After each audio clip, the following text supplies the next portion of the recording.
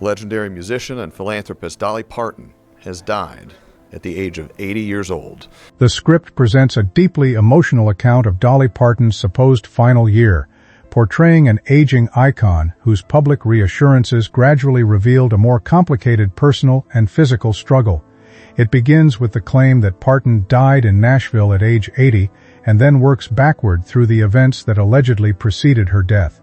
At the center of the story is the loss of her husband, Carl Dean, followed by increasingly candid comments about her health, grief, exhaustion, and physical limitations. Rather than focusing on a single diagnosis, the script builds its narrative from scattered statements Parton supposedly made herself, suggesting that several problems accumulated quietly over time while she continued reassuring the public that she was doing well. The loss of Carl Dean. The script argues that understanding Dolly Parton's final period requires beginning with the death of her husband, Carl Dean, who it says died in March 2025 at the age of 82. Their marriage had lasted nearly 6 decades, making his death an enormous emotional turning point in Parton's life. Dean was famously private, rarely appearing publicly alongside his wife, but the script emphasizes that privacy should not be confused with distance. After spending essentially her entire adult life with him, Parton suddenly faced life without the person who had shared that extraordinary journey.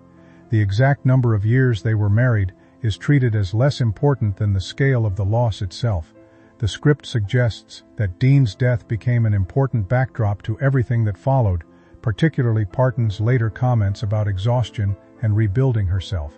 The first public health concerns. Several months after Carl Dean's death, the script says Parton postponed a planned Las Vegas residency because of health problems. Her explanation was intentionally limited. She reportedly said that she had been dealing with health challenges and that doctors wanted her to undergo several procedures. No specific condition was identified at the time, leaving fans with little concrete information. The script interprets this carefully controlled announcement as the beginning of a recurring pattern. Parton acknowledged difficulties, but surrounded those acknowledgments with reassurance, apparently trying to prevent unnecessary alarm. The situation became more concerning the following month when her sister Frida reportedly asked fans to pray for Dolly and said she was not feeling her best.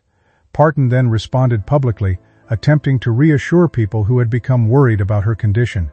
Grief, exhaustion, and rebuilding. By the spring of 2026, the story's focus shifts from physical illness alone to the relationship between grief and physical exhaustion. At Dollywood's seasonal opening, Parton reportedly spoke openly about feeling worn down and worn out after Carl's death.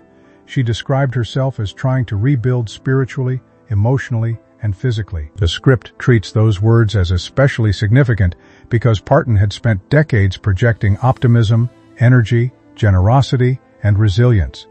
Her admission suggested that grief had affected her more deeply than her cheerful public image might have indicated.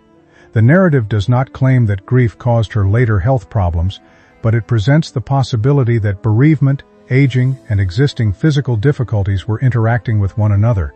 Her own description of needing to rebuild becomes one of the most emotionally revealing moments in the story. The final public signs. The script identifies Parton's absence from the opening of a new Dollywood attraction as the last major public health moment before her alleged death. Because the park was so closely associated with her identity and legacy, her absence was notable. In a video to fans, she reportedly explained that her doctor had advised her not to travel. She described experiencing occasional dizziness and dehydration, presenting the symptoms in simple, almost conversational language.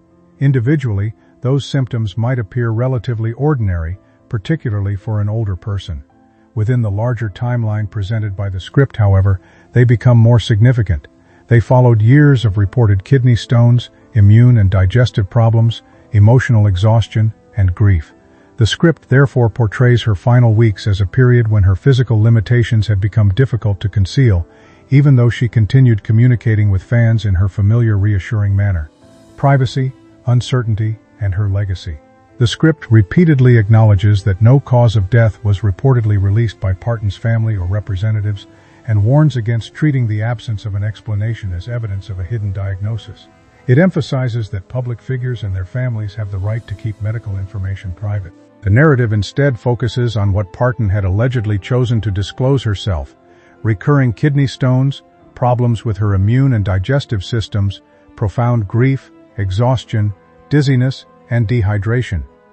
Her reported funeral arrangements also fit the script's portrayal of a woman who preferred meaningful work over spectacle. A small private service and a request for donations to the Imagination Library are presented as consistent with her lifelong priorities. The literacy organization, which provided free books to children, symbolizes the lasting impact she wanted to leave behind, a life defined by giving.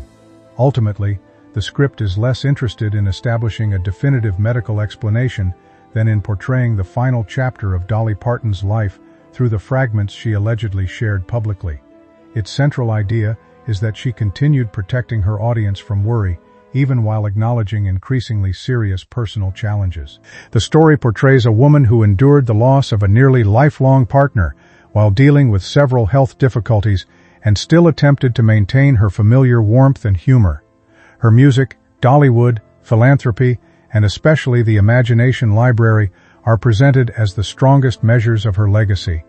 The narrative closes by emphasizing that whatever the circumstances surrounding her alleged death, Parton's defining achievement was turning a modest childhood into an extraordinary career built not only on entertainment but also on generosity, resilience, and a commitment to helping others.